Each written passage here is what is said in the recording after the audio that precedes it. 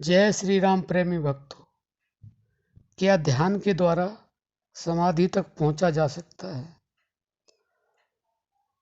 प्रेमी भक्तों, बहुत ही अच्छा प्रश्न है, क्योंकि ध्यान की ही ऐसी प्रक्रिया है जो आपको समाधि तक पहुंचा सकती है। वैसे तो समाधि चलते फिरते भी लगती रहती है, बैठ के भी लगती है, सोते समय भी लग जाती है।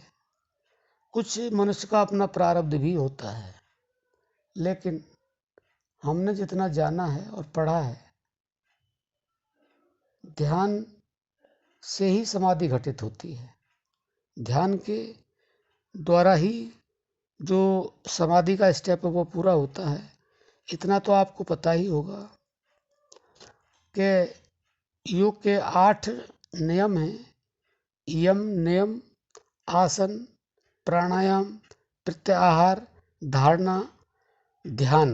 उसके बाद ध्यान आता है और ध्यान के बाद समाधि लगती है।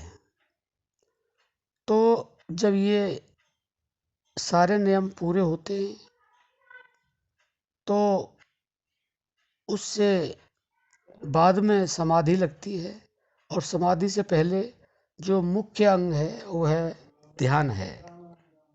जब ध्यान एकाग्रचित हो जाता है, जब ध्यान पूरी तरह से 100% पावरफुल हो जाता है, अपनी उच्चतम श्रेणी में पहुंच जाता है, तो वास्तव में समाधि घटित होती है और ध्यान के द्वारा ही समाधि तक पहुंचा जाता है। क्योंकि जिसने भी ये प्रश्न किया बहुत अच्छा है, क्योंकि कुछ लोग कहते हैं नाम जप करो तो समाधि घटित हो जाएगी, कुछ कहते हैं कीर्तन करो समाधि घटित हो जाएगी। लोगों के अपने अपने सबके विचार हैं, लेकिन हमारे संतों ने, हमारे धर्म ग्रंथों ने यही हमें इशारा किया है कि जब तक आप ध्यान में नहीं पहुंचोगे आपको समाधि नहीं लगेगी, समाधि घटित नहीं होगी। समाधि ध्यान से ही घटित होगी।